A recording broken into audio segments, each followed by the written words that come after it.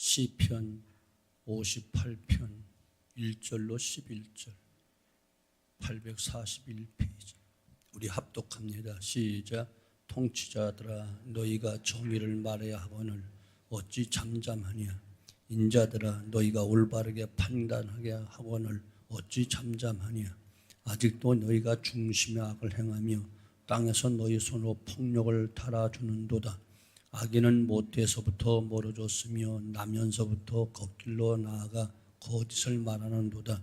그들의 독은 뱀의 독 같으며 그들의 귀를 막는 귀머거리 독사 같으니 술사에 흘리는 소리도 듣지 않고 능숙한 술객의 요술도 따르지 아니하는 독사로다. 하나님이여 그들의 입에서 이를 꺾으시고 여호와여 젊은 사자의 어금니를 꺾어내시며 그들이 급히 흐르는 물같이 사라지게 하시며 겨루는 화살같이 꺾임을 당케 하시며 소멸해 가는 달팽이 같게 하시며 만삭되지 못하여 출산한 아이가 햇빛을 보지 못함 같게 하소서. 가시나무 불이 가마에 뜨겁게 하기 전에 생나무든지 불붙는 나무든지 강한 바람으로 휩쓸려 가게 하소서. 의인이 악인의 보복당함을 보고 기뻐하며 그의 발이 악인의 피에 씻으리로다. 그때 사람의 말이 진실로 의인에게 갚음이 있고 진실로 땅에서 심판하신 하나님이 계시다 하리로다. 아멘. 오늘 말씀은 악인에 대해서 기록하고 있는데 악인들이 얼마나 무서운 속성을 가지고 있고 결국 그들이 하나님의 심판으로 멸망당할 것을 선포하고 있는 두려운 말씀이에요. 그러면 오늘 본문에서 말씀하고 있는 악인에 대해서 공부하면서 우리는 모두 의는 없나니 단 한 사람도 없다고 했기 때문에 우리는 항상 악쪽에 서 있게 돼 있어요.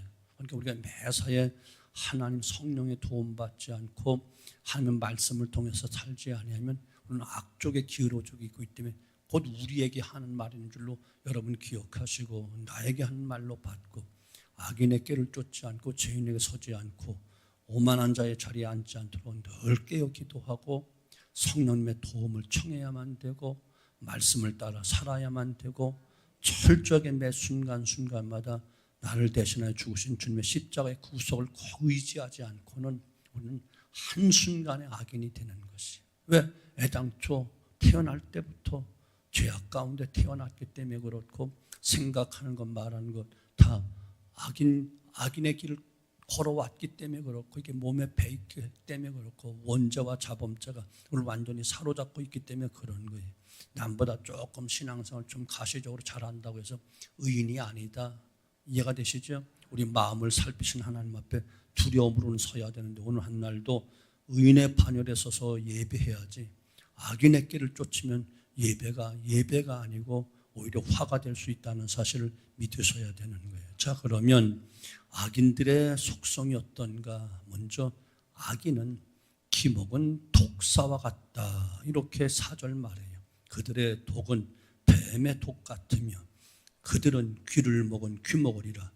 귀머거리 독사 같으니 라고 말씀하고 독을 품은 독사와 같은데 문제는 귀먹은 독사와 같다는 거예요. 그러면 귀먹은 독사는 무엇을 의미하는가 하면 5절 말씀이 이것을 상세하게 가르쳐 주는데 5절 다 같이 시작. 술사에 흘리는 소리도 듣지 않고 능숙한 술개의 요술도 따르지 아니하는 독사로다. 귀머거리 독사이다 보니 길들이는 술사가 아무리 주물을 외우고 애를 써도 통제가 안 된다는 거예요. 마치 조련사가 개를 잘 가르친다고 해도 귀머거리 개는 알아듣지 못하듯이 사람을 마구 공격하는 그런 알아듣지 못하는 난폭한 개처럼 독은 있는데 그만 독사가 아무리 술객이 요술을 부려도 따르지를 않아. 왜? 기가 먹었으니까 듣질 못하는 거예요. 바로 악인들이 이와 같다 이렇게 이야기하는 거예요. 악인들의 귀는 먹어서 하나님의 음성을 전혀 들으려 하지 않아. 양심의 소리를 들으려 하지 않아. 불쌍한 사람들의 저 신음소리도 들으려 하지 않아.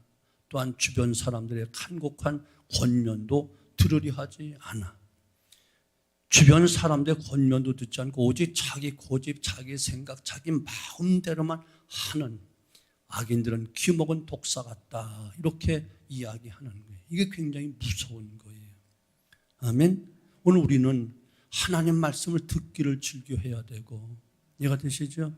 성령이 내 마음에 울림을 주시는 터치하신 그 감동을 우리는 주의 깊게 늘 귀를 기울여야 되고, 말씀을 읽을 때도 그저 장수만 채우는 것이 아니고 내게 무엇을 하나님 말씀하시는지 하나님 말씀을 들으려 해야 되는데, 말씀을 듣지 않으려 하고, 또 어떤 말씀이 있으면 좋은 것은 나에게 적용하고 나쁜 것은 전부 다 다른 사람에 적용하는 이런 못된 습성들, 이 모든 것들이 다 성령의 감동도, 성경에 기록된 말씀도, 또한 어떤 사람들의 믿음의 사람들의 권면도 듣지 않고 자기 생각, 자기 마음, 자기 방법대로 하는 것, 이것이 모두 무엇이냐? 귀먹은 독사와 같은 악인들의 속성이다. 이렇게 이야기하는 거예요.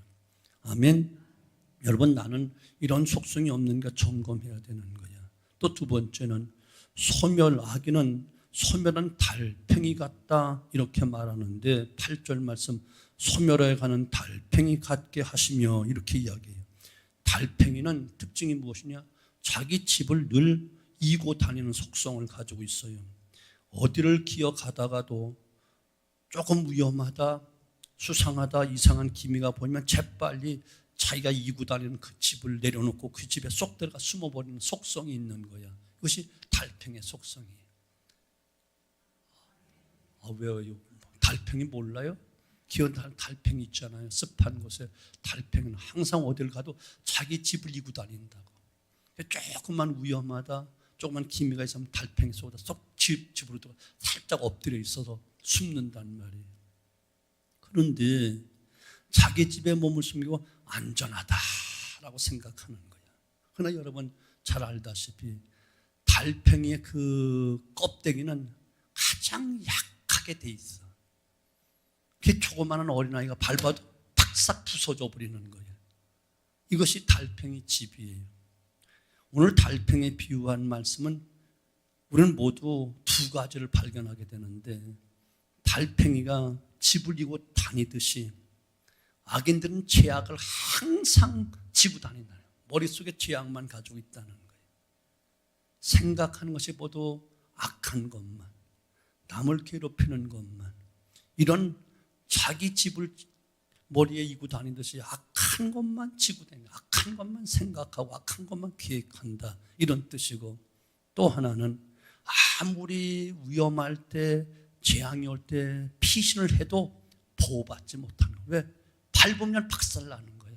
피할 수가 없어. 함께 무너져 죽는 거야. 그래서 하나님의 심판이 오는 날 달팽이의 집은 산산이 부서지고 만다, 이런 뜻으로 시편 기자니까 시처럼 오늘 이야기하는 거예요. 오늘 우리가 그럴 수 있다는 거예요. 날마다 우리 머리 안에는 뭐가 있어야 되죠?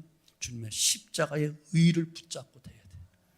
주님의 의가 없이는, 그 보혈의 공로가 없이는, 사제의 은총이 없이는, 하나님의 은혜, 궁휼하심이 없이는 난 살 수 없어요 라고 십자가를 생각하고 십자가만 말하고 십자가를 계획하면서 날마다 이렇게 살아야 되는데, 무엇을 한다? 항상 인간이 간교한 꾀, 악한 것, 계획, 이런 것만 계속 밤낮 안 지면 이것만 생각하고 있는 거예요.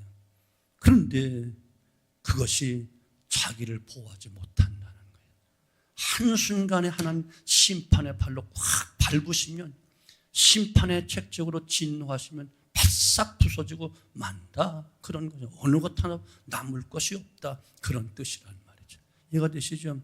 그래서 우리가 매사에 조심해야 되는 것, 악한 것을 생각하면 안 되고, 악한 것을 입으로 퍼보내도 안 되고, 마음을 살피시는 아버지 앞에 강팍한 마음 가지면 안 되고, 항상 주님의 십자가, 그래서 우리가 의의 흉배를 붙이라고 하죠. 우리 마음속에서 주님의 그 십자가의 사랑, 십자가 사랑이 날마다 뜨겁게 우리 속에서 살아나야 되는 것이고, 날마다 생각이 우리 주님, 오직 자나깨나 우리 주님, 넌 위의 것을 바라봐라, 거기 그리스도께서 계시느니라, 위의 것을 생각해라, 땅의 것을 생각지 말라. 계속 성경 이야기하는 거예요. 믿음의 주여 온전케 하신 주님만 바라봐라. 사도 바울은 난 십자가만을 자랑하겠다. 계속 주님의, 우리 구원받은 주님의 의를 생각해야 돼. 구속의 의를 생각해야지 자기 잔께 악한 것, 이런 것, 세속적인 이것만 자꾸 생각하고 구상하고 있으면 한순간에 쌓아놨던 모든 부귀영화도 권세도 자기의 유명세도 다 한순간에 박살나고 마는 거예요. 왜? 밟으면 무너지는 것이니까. 이것을 이야기하는 거예요. 세 번째는 또 악인은 가시나무와 같다, 이렇게 구절 말씀하잖아요. 가시나무 불이 그 가마를 뜨겁게 하기 전에 생나무든지 불붙는 나무든지 강한 바람으로 휩쓸려 가게 하소서. 가시나무는 특별히 사막지대를 여행하는 나그네들이 어떤 취사를 할 때 화력을 높이기 위해서 사용하는 불쏘시개가 바로 가시나무예요. 그런데 이제 나그네들이 이제 불을 지피려고 막 가시나무를 모아서 불을 부피려고 하면 그 팔레스틴 지역은 그냥 강한 해오리 바람이 확 갑자기 일어난다고. 그러니까 모두 다 날아가 버리고 마는 거야. 겨우 주워다가 불쏘시개로 불을 지피려면 바람으로 확 날아가면 아무것도 없는 거야. 무슨 말인지 알고 아시죠? 이 구절 말씀, 이 말씀을 두고 하신 말씀인 거예요. 하나님의 심판이 악인들을 가만 내버려 두지 않고 한순간에 팍 날려버린다는 거예요. 그 모든 계획과 도모가, 모든 것이 다 한순간에 산산조각이 다 날아가 버리고 만다는 거예요. 이것을 두고 시편 기자가 지금 고백하는 거예요. 하나님의 심판이 악인들을 가만히 내버려 두지 않고 때가 되면 하는 게 다 흩어버리고 만다는 거예요. 여러분, 성경은 결코 악인들을 방치해두지 않습니다. 하나님의 심판을 피할 수 있는 존재가 이 땅에는 아무도 없습니다. 바로 악인들은 하나님의 심판에 반드시 임하도록 되어 있다니까. 기목은 독사처럼 날뛰지만 달팽이처럼 피하려고 하지만 가시덤불이 해리밤에 날아가는 것처럼 다 망할 수밖에 없는 존재가 바로 악인이다. 아멘. 그 6절 말씀은 뭐라고 말하죠? 6절 말씀 보세요. 하나님이여 그들의 입에서 이를 꺾소서. 말한 입에서 이를 꺾어버리라는 거예요. 여호와여 젊은 사자의 어금니를 꺾어내소서. 아무리 젊은 사자고 말빨이 있고 힘이 있어도 이빨을 다 뽑아버린다는 거예요. 또 7절은 뭐라고 말하지요? 그들이 급히 흐른 물같이 사라지게 하시고. 지금은 뭐 굉장히 강한 것 같고 물소리 내고 왕왕거려. 그런데 어느 순간 다 사라져버렸어. 흘러가는 물처럼 다 지나가고만. 겨루는 화살이 꺾임 같게 하죠. 활을 켜서 관역을 맞추니 꺾여져서 중간에 픽 하고 쓰러지고 다 목적을 이룰 수가 없다는 거예요. 10절 말씀 보세요. 또 10절 말씀은 의인이 악인의 보복당함을 보고 기뻐하며 그의 발이 악인의 피에 씻으리로다, 이렇게 말하는데, 악인의 피에 씻는다는 말은 전쟁에서 적들이 흘린 피가 너무 많아 발목을 적실 정도로 많이 이런 악인들이 많고 그 피 흘림이 많다는 거예요. 한마디로 말하면 악인들이 아무리 의인들을 죽이려고 발버둥 치고 몸부림쳐도 결국은 의인들이 대승리를 해서 악인들의 피로 자기 발을 씻을 만큼 이기게 되어 있다는 거예요. 이것을 이야기하는 거예요. 절대로 악인이 쓸 자리는 없어. 왜? 공의로우신 하나님이 살아계시기 때문에. 불꽃 같은 옷 살피신 아버지께서 지금은 가만히 내버려 두면, 악이 찰 때까지 내버려 두지만 한순간 하나님 심판을 가하시면 의인에게는 은총이라는 놀라운 은혜가 있고 승리 기쁨 남겨주시지만 악인들은 다 이와 같이 한순간에 회리바람에 날려감 같이 달팽이 집까지 박삭 부서지고 아무리 뛰고 날뛰면서 몸부림쳐도 그 악인들의 그 피에 의인들이 발을 씻을 만큼 그만큼 대승리를 주신다는 것을 이야기하는 거예요. 11절 그때 사람이 말이 진실로 의인에게는 갚음이 있고 진실로 땅에서 심판하신 하나님이 계시다 하리로다. 그때 보면 다 안다는 거예요. 하나님이 진실로 의인을 갚아주되 위로하시고 축복하시고 보상해주고 자손 천대까지 영원토록 하나님 영원한 영생과 영원한 기업으로 다 갚아주시고 두시지만 악인들을 심판하신 하나님이 분명히 계셔서 박살나게 만들어요. 저는 달팽이 집이 박살나듯이 해리바람에 묻은 가시덤불이 다 날아가듯이 한순간에 다 사라져 버리고 만다는 거예요. 산안선물을 우리가 조심해야 될 이유가 바로 여기 있는 거예요. 아멘. 그래서 우리는 시편 1편은 시편 전체의 총주제라고 했잖아요. 첫 번이 뭐죠? 복 있는 사람은 악인의 꾀를 쫓지 않는다. 거기 넘어가면 안 돼. 죄인의 길에 서지 않는다. 아멘. 악인이 어떤 꾀를 이야기할 때 안 돼, 그건 아니야, 할 수 있어야 돼. 그래 하고 끌려가면 악인의 길이라는 거예요.